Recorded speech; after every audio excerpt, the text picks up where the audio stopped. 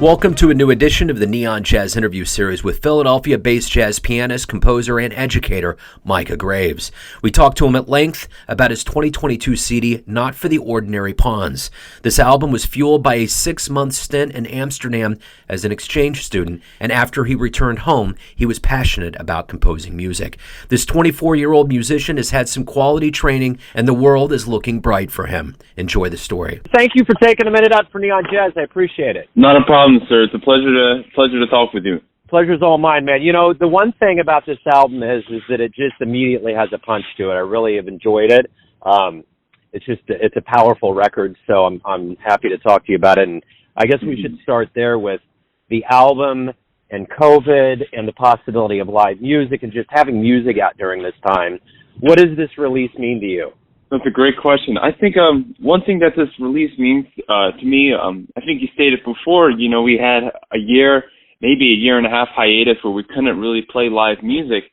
So for me, I wanted to kind of capture the aesthetic of playing live to keep that same energy like it was, like I was playing at Chris's or playing at South or playing at a venue where the musicians are completely free. It has that same energy if you were sitting there right in front of the person as they were playing. So playing this and releasing this album was, it was definitely freeing for me, freeing for my spirit, and playing it live once we released it was even more like a beautiful experience. And I think one thing that this album did was, you know, the musicians that were part of this, we were all going through the same thing, no gigs. So this really brought us together, brought us to being musicians again, practicing together. So this album, it freed us and then also gave us the live aesthetic of playing for audience and keeping that same energy. And I guess to piggyback off of that, you know, we all had time for self-reflection. What did you learn about yourself that maybe you didn't realize before the pandemic that's going to make you stronger as we do reemerge back into the world in live music? Yeah, also a really great question.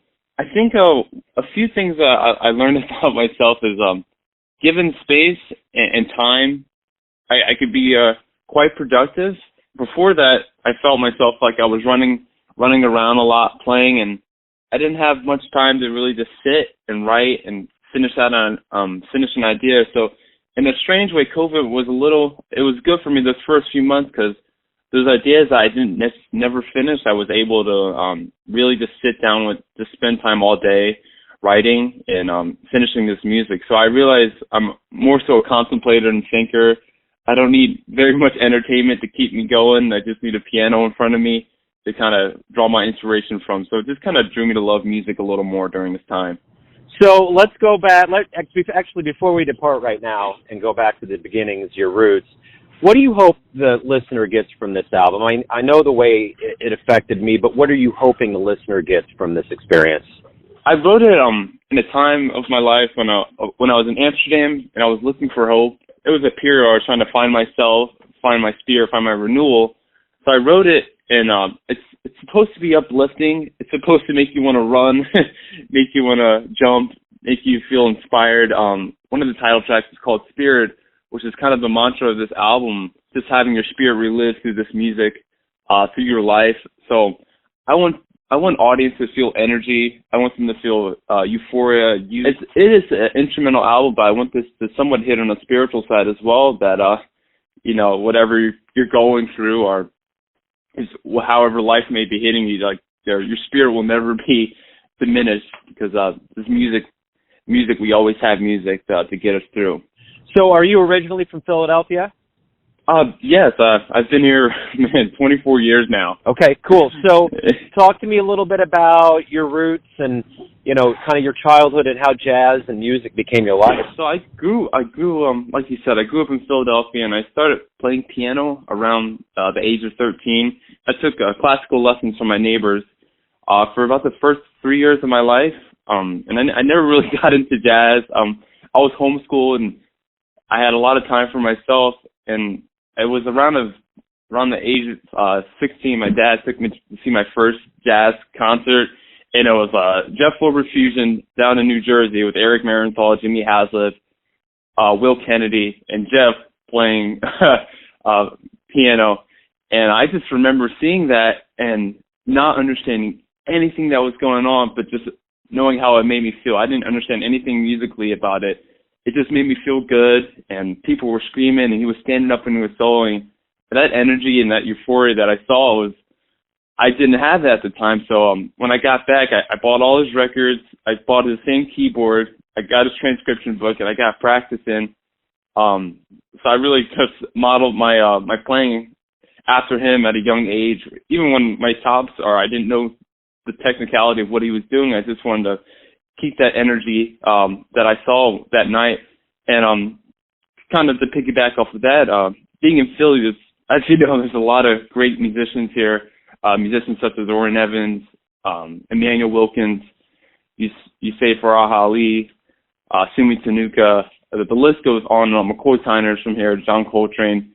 So I remember going to sessions. One thing that Philly is honest. So if you play a song, you mess it up, or you don't know the head, someone's got to call you out on it. I remember I was playing a session and I was just comping way too much, and Orrin Evans came up to me and he said, "Hey man, you got to leave some space." So Philly's, it's always been an honest, but really, once you get to know, it's a beautiful space. I grew up at the Clef Club. I went there around the age of 15 with some of my peers, like Joe Block and Emmanuel, and some incredible musicians a part of that. So I was there for 4 years, and with that, it really catered to the musicians. You know, they threw you in scenarios where the only way you could grow was just by playing. They would call you for gigs, and you wouldn't know the music until you got there. And that's how the setting was. And shortly after the Clef Club, I joined the Kimmel Center under the tutelage of Anthony Tidd, and that was really my first introduction to more advanced music. Anthony, Mr. Tidd, would throw stuff at us in 15/8, 9/8, 7/8, and really forced us to really think and get to the analytical side of playing music. So being in both scenarios where having to play in spontaneous events where you just had to create, and also having to think very deeply about this music, is two things that I still carry with me today.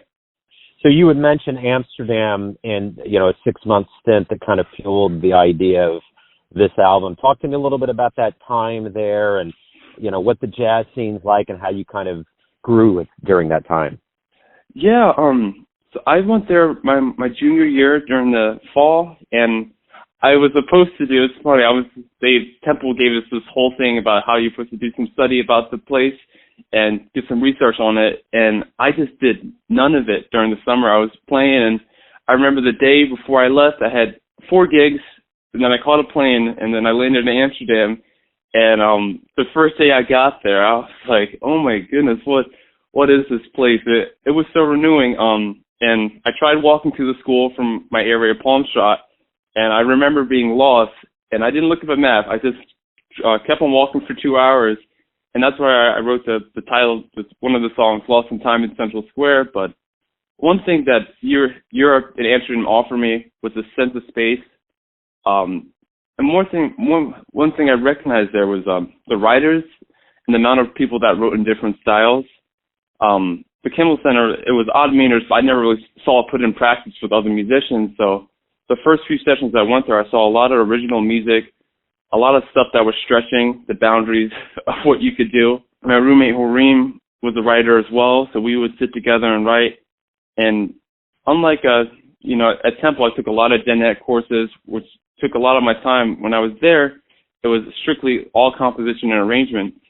So mostly every day I would write a song, bring it in, play it, discuss it, take it back, and it was really just workshopping ideas. So what that did for me was able to allow me to write, workshop, and keep on writing. So by the time I left there, I had 20 to 25 tunes I could take back with that. It really taught me the different styles to write, writing in suite forms, writing in a style of Wayne Shorter, writing for a trio, writing for a vocalist, which I really never did before, writing lyrics, writing my story. Amsterdam really allowed me to express myself and express my musicality that I haven't really seen before. You're off and running. You got an album out. Hopefully the world wakes up here. What do you like the best about the process of being a professional musician? What's the most pleasing thing to you? Honestly, I think I love rehearsing. I get goosebumps. Huh. It's a weird feeling. I'm doing a trio gig coming up, and we've got to go rehearse on Wednesday. But just that whole process of getting musicians together, showing them what you want to work on, really practicing it and stretching yourself, seeing other people stretch, and just getting something perfect before you get to the gig. It's that preparation that I think can really take the music really forward, what I think about this.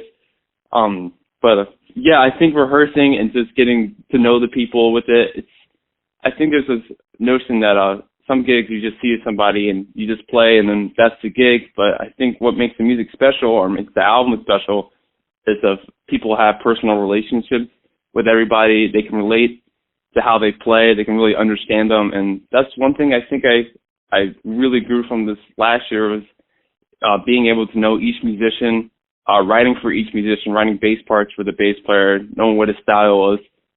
Rehearsing does that and allows you to really know the deeper minds of people.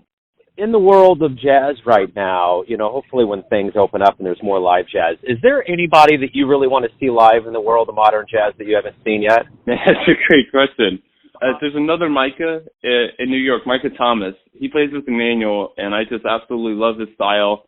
He reminds me of McCoy Tyner, and he writes some very unique compositions. I think I haven't got to see him since 2018, but I think once stuff really opens up, I would love to go see his quartet and watch him play with Emmanuel and also his own trio, because that's very inspiring.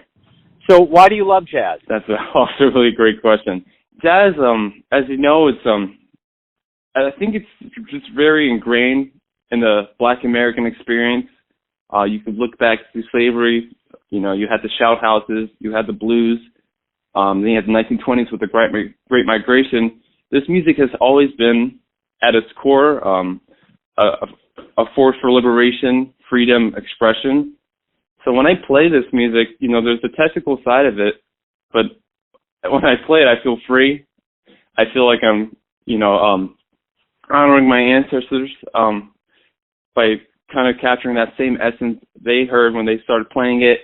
And I do love the mathematical side of it as well, how it always stretches me where I might think I know something and then the next day I need to get better at another area, or the always constant inspiration you might have seeing a concert. I love Philly too, because when you go see people play, it's not a competition, but it's more to see, wow, that guy does that really well, and I want to get better at that. So jazz really, it pushes me, and it also gives me freedom, if I put that in summary. Beautiful, man. So everyone has a perception of you, your family, your friends, your fans, but ultimately you live your life, you have a perception of you. Who do you think you are? Man, that's a really great question. At home, I'm just a homebody. I was homeschooled for 10 years. I'm someone that just loves music, loves rehearsing, loves practicing, loves nature, loves being out in the elements, and someone that's got to really just always push myself. I'm never really settling. Even when a project's done, I'm usually working on two. When I'm putting something out, I'm going to record next February, but probably got to put 3 more albums out this year, maybe 4. So I think I'm someone that's kind of pushing myself, not so much where it's in the forefront where you can see all this, I'm doing this, but it's more so in the back where I can just work and no one will see it. And I'm totally okay with that because it's a place for me to grow and be introverted and really just be about this craft where it could be a month I could have 13 new songs ready to record and no one would know about it. So I'm a person that's introverted and loves my space. Micah, hey, thank you for opening up with Neon Jazz. Good luck with the album, and hopefully as the world opens up here in 2022. Thank you just so much. Thanks for listening and tuning in to another Neon Jazz interview, where we give you a bit of insight into the finest players in Philadelphia, Kansas City, and spots all over the world, giving fans all that jazz. Thanks to Micah for his time, energy, and cool. If you want to hear more interviews, go to Famous Interviews with Joe Domino in the iTunes Store. Visit neonjazz at youtube.com, and for everything Neon Jazz all the time, go to the neonjazz.blogspot.com. Until next time, enjoy the jazz, my friends.